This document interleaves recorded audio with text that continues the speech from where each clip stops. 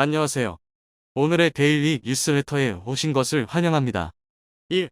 이용한 단위, 감탄을 주는 기술입니다. 2. 현대차 건드린 바이든 큰일 났다. 3. 미 대통령, 한국의 긴급 구조 요청. 한번 진실을 알아봅시다. 조금이라도 기분이 상하면 생산량을 줄이고 수출을 중단해버리는 통해 한국처럼 기름 한 방울 없는 국가는 늘 외교 역량을 발휘해 그들의 처분을 기다려야 했었죠. 그래서 기름을 생산하는 나라, 뉴욕 산유국은 한국의 오랜 꿈이었고 전 세계에서 가장 많은 천연가스가 매장되었을지도 모른다는 60년 전 보고서 하나의 현재까지도 들썩들썩하고 있습니다. 그런데 세계는 이미 화석 연료를 줄이고 차세대 에너지원인 천연가스의 시대로 접어들었는데 적어도 이 천연가스에 있어서 경부 포항만큼은 예외입니다. 아마 여러분들도 2017년경 포항 한복판에서 불길이 활활 타오르고 있고 몇 개월 패 그 불길이 꺼지지 않고 있다는 소식은 들어보셨을 것으로 생각됩니다. 2017년 3월 초 포항시 남구 대잠동에서는 옛 철길을 공원으로 조성하는 공사가 진행됐는데 지하수를 찾기 위해 굴착을 시도하던 중 갑자기 불길이 치솟았습니다. 당시 사고로 화상사고가 발생했고 즉각 소방 당국이 출동해 장시간에 걸친 진화 작업을 펼쳤으나 도무지 불길이 잡히지 않았습니다. 흙으로 덮어도 거품 소화액을 퍼부어도 불길은 더욱 활활 타오르기만 했죠. 불의 생김새가 이상하다 생각한 포항시는 한국지질자원연구원과 한국가스안전공사 등에 의뢰해 불길을 조사했는데 말도 안 되는 결과가 나왔습니다. 천연가스였죠? 그러니까 포항시내 한복판에서 천연가스가 마구마구 솟아오르고 있었던 겁니다. 당시 사고로 생각됐던 이 불길은 일주일이 지나고 1개월이 지나고 5개월이 지나도록 사그라들지 않았고 포항시는 역발상으로 불의 정원을 만들었는데요. 그리고는 불꽃에서 음식물을 조리할 수 있도록 쇠기둥을 덮고 그 불로 계란을 삶아 나눠주는 이 시기 포항을 방문한 분들은 신기한 경험을 하셨을 겁니다. 그런데 시내 한복판에서도 천연가스가 줄줄 새어나온 걸 보면 한국은 자원빈국 또는 자원불무지는 아닌 것 같은데요. 그럼 우리의 시선을 포항 구룡포 앞바다 60km 밖으로 이동해 보겠습니다. 혹시 헷갈리시는 분들이 있을 수 있어 먼저 용어 정리를 하고 넘어가겠습니다. 보통 우리가 말하는 석유, 페트롤리움은 지하에서 생성된 액체, 기체, 고체 상태의 탄화수소 혼합물을 말하지만 보통은 액체 및 기체 상태의 원유를 의미합니다. 그런데 이렇게 석유가 매장된 곳에는 천연가스도 공존하기 마련이라 천연가스도 섬유로 통칭되기도 합니다. 가공되지 않은 석유 속에는 극소량의 황, 질소, 금속은 물론 수분, 가스분해 불순물을 가지고 있는데 이 상태에서 공정을 거치면 원유가 되고 원유를 정제하면 휘발유, 경유 등유, 윤활유, 아스팔트 등이 생산되는 겁니다.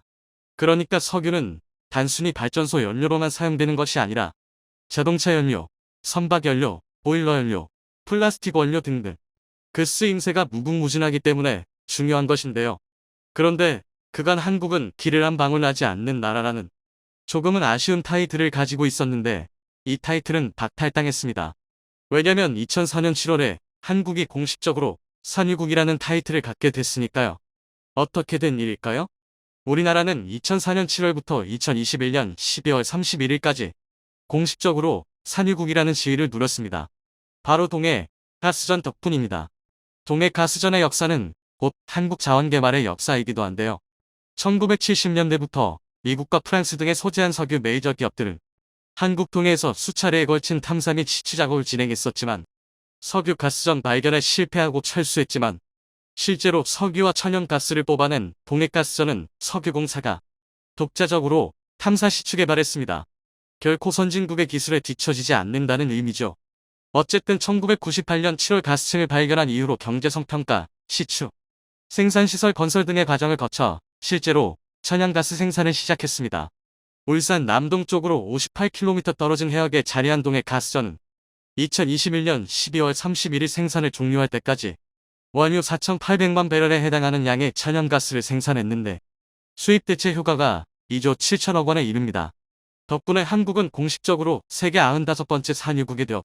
그렇다면 1년 전 생산을 중단한 동해가스전이 우리나라의 처음이자 마지막 가스전일까요? 제7광부처럼 있을지도 모른다는 추측이 아닌 실제 매장된 곳은 더 없는 것일까요? 아닙니다. 엄청난 매장량을 자랑하는 장소가 발견됐습니다. 동해 가스전에서 불과 44km 떨어진 곳에서 말이죠. 사실 동해 가스전의 수입 대체 효과가 2조 7천억 원이기 때문에 엄청난 수치로 보이지만 이는 우리나라가 수입하는 양에 비하면 세 발의 피 수준입니다. 우리나라는 지난 2021년 기준 세계 5위 석유 수입국이며 10대 수입 품목 중 670억 달러 약 80조 원로 압도적인 1위 품목입니다. 동해 가스전에서 17년간 약 4,800만 배럴에 해당하는 2조 7천억 원이 한국의 경제 규모에 비해 얼마나 미미했는지 감이 오시죠? 이 때문에 지질과 자원 분야 전문가들이 한반도 주변의 석유 자원 개발을 위해 더 적극적인 탐사와 시추가 필요하다고 임모아 주장해왔는데 결국 동해 가스전 옆에서 새로운 가스전을 찾아냈습니다. 바로 방어구조인데요. 지난 2021년 6월 석유공사는 동해 가스전에서 44km 떨어진 올릉군지 육광구 심해에서 어마어마한 양의 가스전을 발견했다고 보도했습니다. 당시 알려진 양만 원유로 환산했을 경우 7억 배럴입니다. 동해 가스전의 15배 그리고 유가를 기준으로 원화로 환산했을 때 약 30조 원에 해당하는 엄청난 양이었죠. 그리고 여기에 방어 구조라고 이름을 붙인 것은 기름진 방어처럼 넉넉한 석유 자원을 품고 있길 바란다는 뜻이었는데 탐사 자료에 나타난 것은 실제로 방어처럼 넉넉한 석유 자원을 품고 있었습니다. 그리고 석유공사는 즉각 시추에 돌입했죠. 하지만 안타깝게도 시추는 2달이 채 지나지 않아 중단됐습니다. 해저에서 내부 압력이 과도하게 높은 지층이 이산고압대가 발견됐기 때문인데요. 사실 무리하게 강행할 수도 있었습니다만 이산고압대를 잘못 건드렸다가는 블로아웃이라 불리는 폭발적인 분출이 발생해 대형 사고로 이어질 수 있습니다. 물론 이산고압대를 만났다고 해서 시추가 전혀 불가능한 것은 아닙니다. 이산고압대는 상하부 지층이 투과가 어려운 지형이 변형되어 만들어지는데 부피가 좁아지면 내부의 액체나 기체가 과도한 압력을 받게 되면서 작은 틈으로도 블로아웃이 일어날 수 있습니다. 그래서 블로아웃 방지기나 윤활제로 사용되는 이수의 비중을 조절해 통제가 가능하지만 블로아웃에 대한 만병통치약은 아닙니다. 만약 분출이 발생하면 막대한 환경피해가 발생할 가능성이 높은데 2010년 멕시코만에서 시추 시설이 폭발하며 원유 7억 7천만 리터가 유출된 디모터 허라이즌 사고도 이산고압대를 건드렸다가 발생한 사고죠. 그래서 일단 석유공사는 잠시 시추를 중단하고 차후 추이를 보면서 진행할 계획인데요. 이러한 지지부진한 우리나라의 움직임과 달리 주변국인 중국과 일본의 행보는 우리를 더욱 답답하게 만들고 있습니다. 한반도 주변에 대륙궁이 많다 보니 주변국들이 자원 확보를 위해 치열하게 경쟁 중에 있죠. 특히 중국의 움직임이 심상치 않은데요. 지난 3월 14일 오후 10시경 해양수산부 어업지도선 무궁화호는 여느 때와 다름없이 서해 지역을 순찰하고 있었습니다. 그런데 아직 한 번도 본 적 없는 이상한 구조물이 선장의 눈에 띄었는데 가까이 가서 확인해보니 이는 전형적인 이동식 석유 시추 구조물이었습니다. 시설물에는 떡하니 하이 아일랜드 7이라고 적혀 있었죠. 그런데 이 구조물은 원래 이 위치에 있으면 불법인 구조물입니다. 왜냐면 한국과 중국의 배타적 경제 수역이 중첩된 관계로 한중 잠정조치 수역으로 설정해 둔 곳이기 때문입니다. 그래서 어느 나라도 함부로 구조물을 세울 수 없는 곳인데 중국이 석유 시추 구조물을 세워둔 겁니다. 유엔 해양법에 따르면 배타적 경제 수역 내에서는 자신의 영토처럼 관리하므로 어업활동을 포함 천연자원의 탐사, 개발, 보존 및 관리 등을 할 수 있고 자원 개발을 위한 인공구조물을 설치할 수 있습니다. 그런데 이 구조물이 세워진 지역은 한국과 중국의 배타적 경제 수역이 교집합으로 중첩되기 때문에 양국이 합의하에 한중 어업협정을 체결했습니다. 그래서 중첩되는 곳에 대해서는 일방 당사자가 자신의 영해라고 주장하지 말고 함께 조업도 하고 관리도 하는 잠정조치 수역으로 설정해 두었는데 중국이 이 협정을 깨고 석유 시추 구조물을 세워둔 겁니다. 알바키하듯 세워둔 이 구조물을 발견한 무궁화호는 즉각 이를 정부에 신고했고 청와대는 이를 국가안전보장회의에 NS로 격상시키기도 했는데요. 사실 서해에서 한국과 중국 간 석유 시추를 두고 갈등을 빚은 것이 처음은 아닙니다. 한국은 2004년 제2광부 지역에서 유전 탐사 활동을 벌였으나 중국이 강하게 반발했었고 2008년에는 반대로 중국이 서해에 석유 시추 시설물을 설치해 한국 정부의 항의를 받기도 했습니다. 당시 시추를 추진했던 중국과학원은 탐사 결과 보고서에 계산된 석유, 가스의 추정 매장량은 약 20억 톤 규모에 달한다고 써 충격을 안겼는데요. 1973년에는 한국이 제2권구에서 석유를 시추하려는 움직임을 보이자 중국이 군함을 보내 저지하기도 했죠. 한편 한국은 한국에게 산유국이라는 타이틀을 선물했던 동해가스전을 활용해 새로운 도전에 나섰습니다. 지난 2022년 11월 3일 열린 추계자원연합 학술대회에서 서정규 석유공사 글로벌 기술센터장은 석유공사는 에너지 안보와 탄소 중립을 선도하는 에너지 공기업으로서 전통적 석유 개발뿐만 아니라 CCS, 암모니아 등 신성장 사업을 적극적으로 추진하고 있다고 밝혔는데 여기에서 말하는 CCS 기술이 동해 가스전에 활용되고 있습니다. 지난 영상에서 탄소 중립 넷 제로에 대해서 설명드렸었습니다만 탄소 중립은 인간 활동에서 발생하는 이산화탄소 배출량은 최대한 줄이고 어쩔 수 없이 배출된 이산화탄소는 이를 포집하거나 자연에 흡수시켜 실질 배출량을 0으로 만드는 지구지키기 계획입니다. 이에 전 세계는 이산화탄소를 최대한 줄이겠지만 불가피하게 발생하는 이산화탄소를 전부 잡아 지하서장고에 가두는 기술을 개발해왔습니다. 바로 탄소 포집 및 저장 기술인데요. 그럼 포집된 이산화탄소를 저장하기에 가장 좋은 장소는 어디일까요? 바로 바다입니다. 사실 바다는 우리에게 해산물을 공급해주는 훌륭한 보물 창고일 뿐만 아니라 공기 중 이산화탄소를 가장 많이 흡수하는 거대한 생명체이기도 합니다. 지난 2021년 6월 그린피스는 위기의 바다를 위한 해결책 해양보호구역이라는 보고서를 발간하면서 지구가 현재 직면한 기후위기 해결의 실마리는 해양에 있다. 해양에 의해 흡수되는 탄소를 블루카본이라고 부르는데 지난 20년간 인간활동으로 배출된 이산화탄소의 25%가 해양으로 흡수됐다고 밝혔습니다. 또한 해양은 중요한 탄소 흡수원이며 심해층은 지구상에서 가장 큰 탄소 저장고로 대기 내 탄소량의 50배 이상, 지표상의 초목, 토양, 이 생물 전체에 저장된 탄소 총량보다 무려 10배 많은 양을 저장하고 있다며 탄소 중립 시대에서 바다의 역할을 강조했는데요. 그렇다면 심해의 저장 공간을 만들기 위해서는 심해 깊은 곳이 흙을 퍼올려야 하는데 이는 너무나 많은 비용을 필요로 합니다. 그래서 자연적으로 생긴 공간, 즉 유전을 활용하자는 방안이 나왔습니다. 다시 말해 심해에 위치한 유전에서 석유를 퍼올리고 나면 빈 공간이 생기는데 이 빈 공간에 포집된 이산화탄소를 채운 것이죠. 그리고 그 틈을 막아버리는 것인데 만약 실수로 조금의 이산화탄소가 빠져나오더라도 심해의 고압을 이겨내지 못한 이산화탄소가 수면으로 떠오를 일은 없습니다. 한국은 동해가스전을 이 용도로 활용하고 있습니다. 작년 12월 31일까지 천연가스를 뽑아내고 생긴 빈 공간에 연간 40만 톤씩 30년간 총 1200만 톤의 이산화탄소를 저장해 탄소 중립에 나서겠다는 것인데요. 한국은 지난 2017년에 이미 포항 앞바다에서 이산화탄소 100톤을 심해에 저장하는 실험을 성공시켜 관련 기술을 보유한 세계 3번패 국가가 되기도 했죠.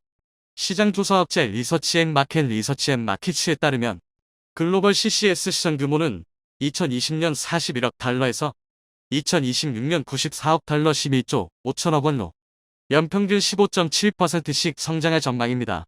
각국에서 탄소 중립 노력이 강화되는 추세를 보면 사업이 가시화되는 2030년 이후 시장 규모가 급속도로 커질 것으로 보이는데요. 탄소를 포집해 저장하는 CCS 기술의 탄소를 활용하는 시커스의 시장 규모는 이보다 훨씬 더 커질 것으로 예상됩니다. 국제에너지기구 IEA의 세계에너지 시장 전망 2019에 따르면 2050년 전 세계 이산화탄소 배출량은 약 370억 톤이 될 것이며 이 중 9%에 해당하는 26억 1000만 톤이 시커스를 통해 감축될 것으로 예상됩니다. 1톤당 탄소 배출권 가격이 12만 5천원으로 책정했을 때 시커스 시장 규모는 최대 326조 원에 달하는데 동해가스전을 통해 축적된 기술력으로 이 거대한 시장의 리더가 한국이 되었으면 좋겠습니다. 연전연승을 이어가고 있는 한국방산업계에 있어 또 하나의 놀라운 소식이 전해졌습니다. 바로 3조 원에 달하는 K2 전차 수출을 성공한 것인데요. 루마니아에서 한국 K2 전차를 강력하게 요구했다고 합니다. 루마니아 국방장관이 직접 K2 전차를 보고 엄지를 치켜댈 정도로 만족감을 표현했다고 하는데요. 성황리에 행사를 마친 대한민국 방위산업 전디엑스 코리아 그 어느 때보다도 화려한 개막식은 물론이고 국내외를 막론하고 한국 무기에 대해 관심이 높은 가운데 전 세계 군사 관계자들의 눈이 한국으로 집중했습니다. 무기 수입이 다급한 일부 해외 군 관계자들은 직접 산업전의 모습을 드러내며 한국 무기를 직접 눈에 담고자 열심히 행사장을 돌아다니는 모습을 보였는데요. 슬로바키아는 물론이고 폴란드 관계자들도 모습을 보였습니다. 그 중에서도 루마니아 국방부 장관은 깊은 관심을 보였는데요. 그가 특히 눈길을 준 한국 무기는 바로 K2 전차였습니다. K2를 생산하는 현대로템 부스의 직접 모습을 드러내며 꼼꼼하게 모든 부분을 관찰했다고 하죠. 바실레든쿠 루마니아 국방부 장관은 K2 전차 설명을 듣고 실물을 직접 다 만져본 이후에 침묵에 잠겼다고 합니다. 그리고 이내 엄지를 치켜들며 만족했다고 하는데요. 놀랍게도 바실레든쿠 장관은 며칠 후 깜짝 놀랄 만한 발표를 하게 됩니다. K2 전차 도입을 위한 추진 의향서를 한국과 작성한 것인데요. 한국 고위급 회담을 연 루마니아 국방부 장관은 날이 갈수록 위태로운 국제 상황에 한국의 도움이 필요하다고 요청했습니다. 특히나 루마니아 국경지대를 위협하며 러시아 군대가 모습을 드러내는 한편 대규모 동원령까지 내린 러시아가 다른 국가까지 침범할 수 있다는 메시지를 전했기 때문에 루마니아 입장에서는 강력한 무기가 필요한 상황. 그런 와중에 옆 국가인 폴란드가 한국 무기를 급하게 구매하면서 루마니아는 한국 무기 도입을 진지하게 고려했습니다. 그는 강력한 한국 무기만 있으면 러시아를 물리칠 수 있다고 생각했죠. 약 3조 원에 달하는 방산 무기 계약에 대해 적극적으로 나선 루마니아는 K2 전차 외에도 K9 자주포에 대해서 관심을 보였다고 하는데요. 되도록이면 한국 무기 패키지를 하고 싶다는 의사를 보이며 폴란드와 비슷한 형태로 계약이 진행 중인 것이 알려졌습니다. 한국 무기에 대한 대단한 신뢰를 보인 것이라 할 수 있는데요. 여러 가지 요소가 있지만 패키지를 통해 다수의 무기를 싼 값에 빠르게 수입할 수 있다는 장점이 루마니아 입장에서 계약을 서두른 이유라 할 수 있는데요. 게다가 인접 국가인 폴란드와 슬로바키아 역시 한국 무기 수입을 원하며 향후 부품 수입과 기술 이전 논의가 진행될 경우 이들 국가와 협력해 부품 수급 및 정비에 있어 규모의 경제를 누릴 수 있다는 점 역시 주요했다는 분석도 나오는데요. 폴란드로 시작된 방산 협력이 도미노 효과를 일으켜 주변 국가에도 퍼지면서 다른 국가 무기를 구입하는 것보다 한국 무기를 구입하는 것이 더 이득이라는 결론이 나온 것입니다. 현지 생산 공장 및 협력에 있어서 같은 무기 체계를 공유하는 국가들일 경우 부지 선정에 있어서 여러 곳을 염두하고 공장 설립을 추진할 수 있기에 한국 방산기업들 입장에서도 더욱 유리한 조건이 아닐 수 없습니다. 이웃 국가인 독일 레오파르트 전차 도입을 생각해도 됐지만 루마니아 입장에서 한국 무기를 선택한 것은 바로 빠른 생산에 있는데요.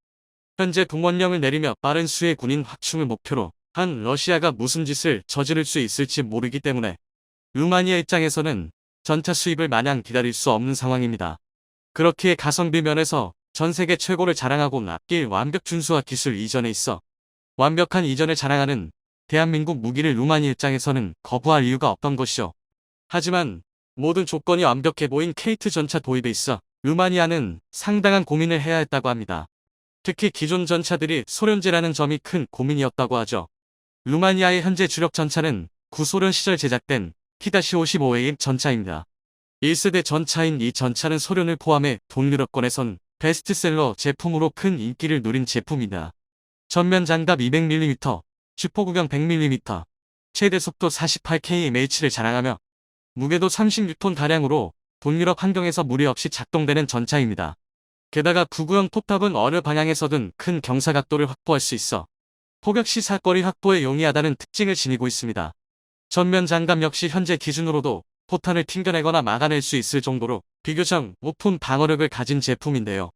무엇보다 적은 엔진 출력으로도 상당한 기동성을 갖춘 제품이라는 점이 이 전차가 동구권에서 인기를 누리게 한 이유였습니다. 루마니아 역시 구소련 제품인 T-55AM을 도입했죠. 그러나 갈수록 문제점이 발견되면서 루마니아 입장에서는 T-55AM 제품을 대체할 새 전차 사업이 시급해졌습니다. T-55는 명중률 차원에서 최악의 물건이었던 것인데요. 1000m 이상만 떨어져도 명중률이 급격히 떨어지는 모습을 보이며 전차로서 결격사유가 분명한 제품이었던 것이죠. 게다가 방어력을 높이면서 거주성을 낮추는 최악의 실수를 저지른 것인데요. 장갑을 증강하면서 전체적인 최적을 감소시킨 것입니다.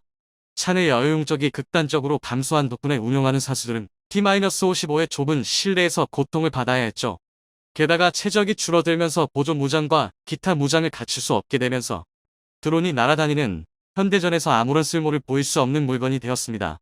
결국 루마니아는 신사업을 통해 전차 수입을 고민했습니다. 이때 루마니아는 빠른 배치와 적응을 위해 소련제 디자인과 무기 체계를 계승한 러시아산 무기를 고려했다고 합니다.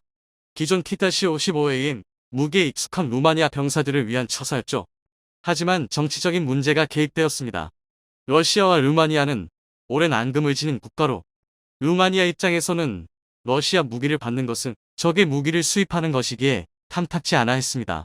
과거 루마니아 왕국의 영토였던 몰도바를 러시아 제국이 강제로 병합해 몰도바가 루마니아로부터 떨어져 나갔던 적이 있습니다.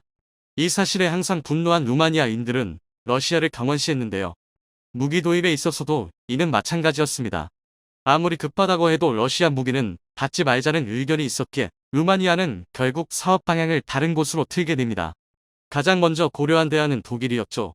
그러나 독일 전차는 성능은 확실한 반면 너무나도 늦게 나오고 비쌀 뿐더러 시설 및 부품 이전에 대해 악명이 높았습니다. 결국 루마니아는 독일 전차를 포기해야 했는데요. 그 순간 운명처럼 찾아온 국가가 바로 대한민국이었다고 합니다. 너무너무 루마니아 조건에 딱 들어맞는 조건을 갖춘 대한민국의 루마니아는 계약을 거절할 이유가 없었죠. 폴란드의 K2 전차 납품을 위해 일정을 서두르고 있던 현대로템은 루마니아 계약 체결까지 이어지면서 더욱 바쁜 나날을 보내며 일정 맞추는 일이 시급해졌습니다. 폴란드가 1차 물량 시기를 앞당기자고 제안하며 빠른 전차 수입을 원하는 한편 루마니아도 폴란드 이전과 더불어 루마니아도 빠른 물량을 받을 수 있게 조치해달라는 부탁을 하면서 현대로템을 향해 끊임없이 구애하는 상황. 덕분에 현대로템은 일손이 부족해 세 자릿수 규모의 특별 채용은 물론 경력직과 신규 직원 채용에 나서는 모습을 보였습니다. 올해 상반기 250명 채용에 이어 하반기에도 엄청난 채용을 계획하는 등 일손을 충당하기 위해 인력 모집에 열을 올리고 있죠. 그러나 현재 충원들은 인력만으로 감당하기 어려울 전망인데요. 이미 슬로바키아에서도 K2 전차에 대한 논의가 있는 한편 리투아니아에서도 빌리우스 세메스카 국방부 차관이 신범철 국방부 차관과 만난 자리에서 방산 수입 논의를 했다고 합니다. 한국 육군의 대규모 기동 화력 시험에 참여했던 그는 실제 훈련에서 보여준 한국군의 화력에 깊은 감명을 받았다고 하고 양국 사이의 방산 협력 강화를 위한 구체적인 논의를 했다고 합니다. 여기서도 마찬가지로 한국 K2 전차를 언급했다고 하는데요. 파키스탄과 사우디아라비아 등 중동 지역 국가들에서 K2 전차를 탐냈다는 이야기가 나오고 있습니다. 그 중에서도 가장 구체적인 수량 논의까지 나오고 있는 곳이 이집트로 알려져 있는데요. 이미 작년 2021년 이집트 방산 전시회견에 K9 자주포는 물론 K2 전차에 관해 공동 생산과 기술 협의에 대해 논의하면서 한국 전차 수입에 굉장한 열의를 보여준 바 있었는데요. 엘디바 원전 사업과 관련 이집트가 성의를 보여주면서 한국 역시 이집트에게 큰 선물을 할 것이라는 분석이 지배적입니다. 특히 이집트 항구, 건설 및 각종 건설 사업에 한국에 잇따라 수주를 성공하는 성과를 거두는 이집트 한국 관계가 공고한 상황. 현재 수준으로는 턱도 없을 정도로 K2 전차 수출에 있어 한국의 부하가 걸리지 않을까 걱정될 정도인데요. 땀을 흘리며 뒤에서 고생하신 한국 엔지니어의 무고에 감사하며 전 세계가 탐을 내는 한국 전차의 위험에 박수를 보냅니다. 영상이 도움이 되셨다면 구독과 좋아요 부탁드리며 가까우면서도 멀리 있는 남미의 작은 국가 콜롬비아에서 한국화 프로젝트가 진행 중이라고 하는데요. 한국과 피를 나는 혈맹인 콜롬비아에선 한국이 유행의 중심에 있다고 합니다. 대통령부터 거지의 1위까지 전 콜롬비아 국민이 한국에 미쳐 있다고 해도 과언이 아니라고 하는데요. 수천 킬로미터 떨어진 남미의 국가가 왜 한국에 몰두하는지 지금부터 그 이유에 대해 자세히 설명해 드리겠습니다. 대한민국. 외국인의 입에서 나온 단어에 많은 이들이 충격을 받았습니다. 전통 있는 행사인 보고타 국제도서전의 주빈국으로서 대한민국이 선정되었기 때문입니다. 콜롬비아에서 열리는 국제도서전은 단순히 책을 소개하는 자리가 아니라 주빈국으로 초청받은 국가의 문화를 한 번에 소개하는 자리로 이번 대한민국이 선정된 것은 이례적인 경우라 할 수 있는데요. 콜롬비아에 있는 보고타 도서관의 관장인 엘리케 곤잘레스 기자는 한국을 선정한 이유에 대해 한국의 문화는 세계를 지배하고 있고 이는 콜롬비아라고 해서 예외가 아니라고 밝혔는데요. 세계를 휩쓰는 한국 문화의 저력을 알고 싶다는 이유였다고 합니다. 실제로 코로나 직후 열린 보고타 국제도서전에서 한국 문화를 체험하고자 하는 이들이 폭주했다고 하는데요. 한국 문화를 체험할 수 있는 전시장에는 사람들이 몰려 통제 인원이 통제하는데 애를 먹었다고 하는 한편 K-팝 뮤직비디오와 K-팝 상품을 구매할 수 있는 곳은 예약표를 끊어야 할 만큼 사람이 몰려 기존 준비한 수량이 일찌감치 동날 정도로 폭발적인 인기를 누렸다고 합니다. 한국 도서 역시 콜롬비아인들의 사랑을 받으며 성황리의 행사가 마무리되었다고 하는데요. 특히 한국어로 된 서적을 한국어로 읽는 콜롬비아인들이 생각보다 많아 행사 관계자들이 기분 좋은 충격을 받았다고 합니다. 스페인 극작가 페데리코 가르시아 로르카의 피의 결혼을 한국식으로 각색한 김복희 무용단의 작품은 현지 관객의 관심을 끌면서 한국에 대해 콜롬비아인들이 많은 사랑을 보내주었죠. 전 세계적으로 한류가 인기를 끌고 사랑을 받았지만 그 중에서도 콜롬비아는 한국에 대해 수상할 정도로 진심인 국가인데요. 한국과 관련된 것들은 상류층의 문화라고 생각하는 국가입니다.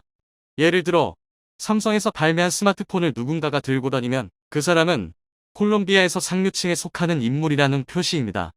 마찬가지로 한국의 기아차를 콜롬비아에서 타고 다니는 것은 한국에서 람보르기니, 페라리를 타고 다니는 것과 동급입니다. 아무것도 아닌 것도 한국이라는 타이틀만 붙으면 놀라울 정도로 비싼 값에 팔려 물건 구하기 어려울 정도인데요.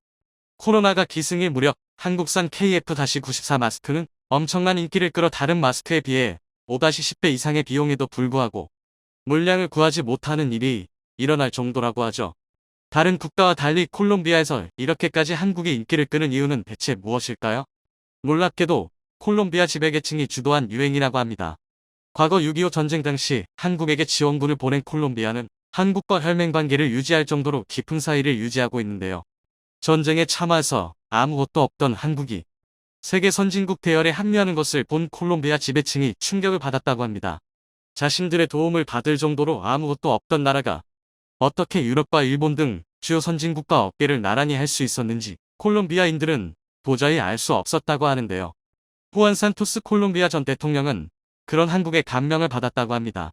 콜롬비아가 남미만이 아니라 전 세계에서 이름을 날리기 위해 한국을 따라하는 것이 필요하다고 본 것이죠.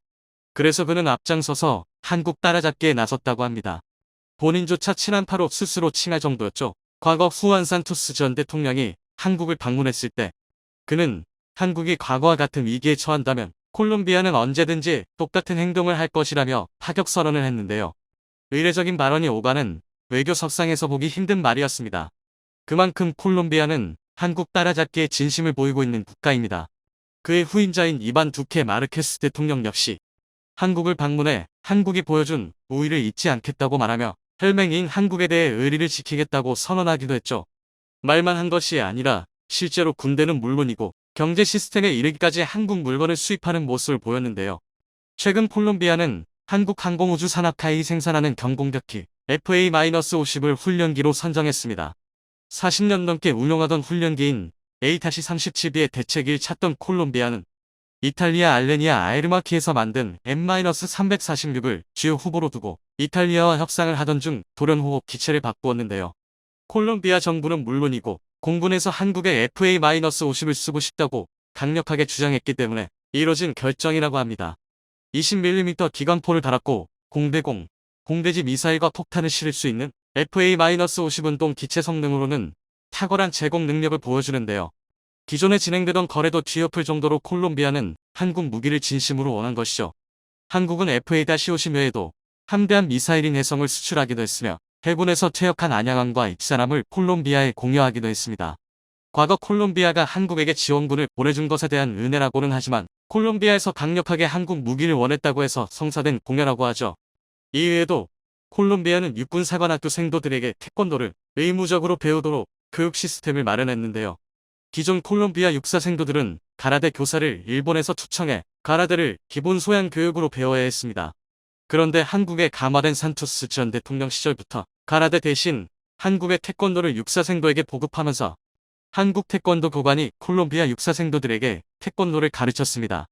코로나 시기 한국에서 콜롬비아로 태권도 교관을 파견하는 것이 어려워지자 한국은 콜롬비아 유튜브 채널에 태권도 품새와 동작을 자세히 설명한 영상을 업로드해 어려운 상황임에도 불구하고 계속해서 가르침을 주었죠. 콜롬비아 육사생도들만 볼 수 있었던 태권도 영상은 일반인들도 볼 수 있게 되면서 큰 화제를 불러 모았는데요. 한국 문화와 태권도에 관심을 가진 콜롬비아 일반인들의 관심이 폭증하면서 한국 태권도 붐이 콜롬비아에서 불었다고 합니다. 그 밖에도 콜롬비아 정부는 한국 특전사 부대를 초청, 한국의 발전된 군사 기술을 수입하고자 콜롬비아 정부는 특별 프로그램을 계획할 정도라고 하는데요. 심지어 콜롬비아 군에서는 태극기를 개양하며 한국군과 비슷한 수준의 군사 운용 능력을 갖추기 위해 한국 육군의 훈련 방식을 그대로 도입한다고 하죠. 이처럼 콜롬비아는 군사 협력 외에도 한국과 정치 경제적 협력을 이어가며 한국의 선진 시스템을 수입하기 위해 정부 차원에서 노력하고 있는데요. 이번 두케 마르케스 대통령은 디지털 정부 도입을 위한 양해서를 체결하는 등 선진 한국의 시스템을 적극적으로 받아들였죠. 지난 OECD 국가들 가운데 한국의 디지털 정부 평가에서 1위를 거두며 효율적이면서 빠른 행정 처리가 세간의 이목을 끌었던 적이 있는데요. 콜롬비아도 한국의 디지털 행정을 배우고자 대통령이 직접 나서 인프라 설치는 물론이고 기술 도입을 추진하려 했던 것이죠. FTA도 체결하면서 한국과 콜롬비아는 경제 교류도 빈번한데요. 휴대폰과 자동차 부품, 승용차를 도입한 콜롬비아에서는 한국산 제품을 이용해 자국에서 자동차 산업을 발전하는 등 제조업 선진국으로 발돋움하기 위한 노력을 거듭하고 있습니다. 청정 에너지 교류에도 콜롬비아는 한국과의 교류를 통해 남미에서 선두 주자 자리를 차지하고자 했습니다. 콜롬비아는 탄소 중립을 위한 재생 에너지 사업을 활발하게 추진하는 한국의 재생에너지 정책과 사업 모델에 주목했죠. 특히 수소 경제에 깊은 관심을 보인 콜롬비아는 수소 생산맥, 수소, 모빌리티 분야에서 성과를 거두고 있는 한국 기업과의 양해각서의 모의 체결을 통해 기술 도입을 약속하면서 막대한 돈을 투자하기로 결정했죠. 과거 한국과 유사한 경험을 지닌 콜롬비아 가장 어려운 순간에 한국을 위해 피를 흘린 이 콜롬비아인들은 수십 년이 흐른 뒤에도 한국과 발맞춰 행동하는 등 선진국이 되기 위해 한국을 따라하고 있는데요. 콜롬비아에서 벌어지고 있는 한국 따라잡기 운동이 계속해서 좋은 성과를 거두길 기원하며 남미 지역에서 선풍적인 인기를 끌고 있는 한국의 영향력이 앞으로도 계속 이어지길 바라겠습니다. 자원 그중 석유는 하늘의 선택을 받은 국가만이 누리는 선물로만 생각했었으나 석유가 생산된다는 이유로 전 세계 시장 경제를 마음대로 쥐고 흔들고